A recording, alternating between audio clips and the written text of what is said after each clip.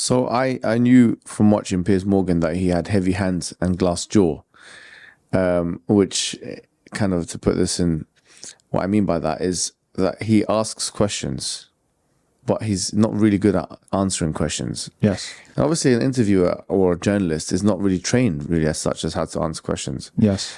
So my strategy going in was to effectively disarm him really quickly, because I knew everyone knew what the question was going to be that he's going to ask about condemnation. Of course. And this condemnation, some Muslim people are like, why did you condemn? I mean, it's a very small number of people. But we actually condemn it because if there's some aspects of people killing civilians, non-combatants, the Prophet ﷺ forbade it. It's really as simple as that. Yeah. And there's no jama'ah, there's no group or anybody that is above the rulings of Allah subhanahu wa ta'ala. And there's many hadiths, I mean, to that particular effect. أوصانا النبي صلى الله عليه وسلم إذا أمر أميرا أو كما قال صلى الله عليه وسلم, that when the Prophet, put us in charge of a particular army, that أن لا نقتل وليدا, لا نمثل ولا. There's many hadiths like this, and the woman that got killed, not to kill a child, I haven't translated, not to kill a child, not to kill a. So these are there. Obviously, we're not saying that the children were being killed, of course. Right, of course, yeah. These are things that still have to be verified. It's a claim. But I'm saying that if, and that's what was being said here, if that did happen, and any time anything like that does happen, we condemn it. We have no problem, because we have a gharad da'wi. At the end of the day, people cannot think that as Muslim people that this is what we believe in. It's tashwih da'wah, right. Yes, and tashwih al-Islam, actually. Right, and the greater maqsad, right, is that we're trying to make Islam apparent and manifest. We're trying to spread Islam, and so you can't lose it through the weeds what Islam actually says. Yeah, Islam is clear about this, actually, to be fair. And so Ijma' al-Imam al-Arba'a, this is actually not a controversial matter. Yeah. And the other hadith, for example, and Muttafaqun alayhi in Bukhari and Muslim, is when the woman was seen killed, she said, مَا كَانَ عَلَيْهَا أَن تُقْتَلْ, for example. So if anyone does that, and I'm not just saying that as a lip service, we do genuinely believe that.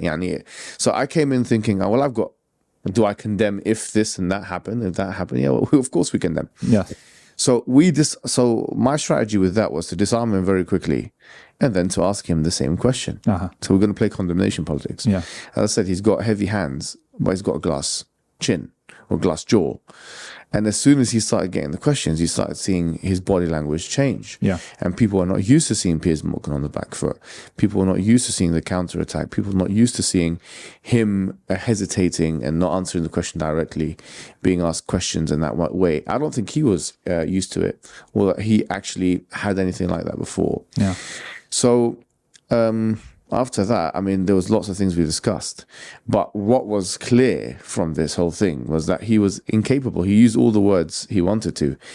Tragic, all this kind of, I mourn, all this, but he did not use the word condemn, which led a lot of people, and still lead a lot of people to say, okay, why is he not condemning Israel for these attacks?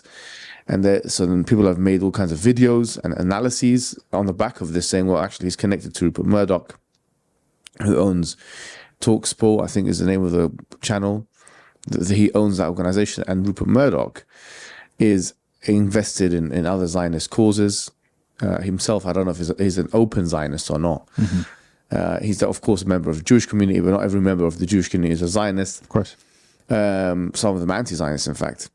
But so people have put things together like that and connected him with that, and said the reason why he's not speaking out about this matter, even though it's so morally objectionable, is because it's connected. All these kind of videos have come out.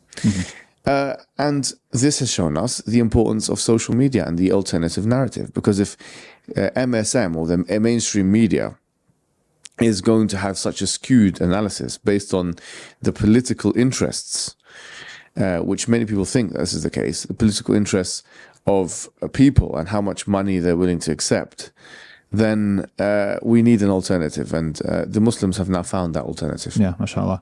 No, it seemed like, and all the commentary I've heard from you about the interview, it seems like you were very well prepared and very intentional with how he approached the interview, and that's very commendable. I think it was very important.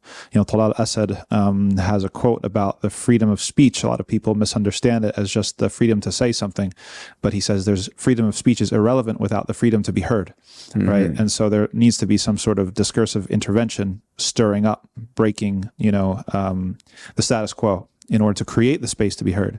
And it seems like that was an effect of how you approached it, because he really did.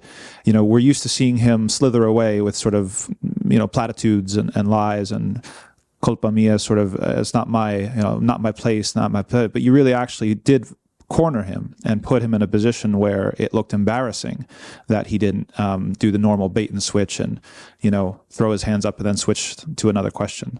So I think that was very effective.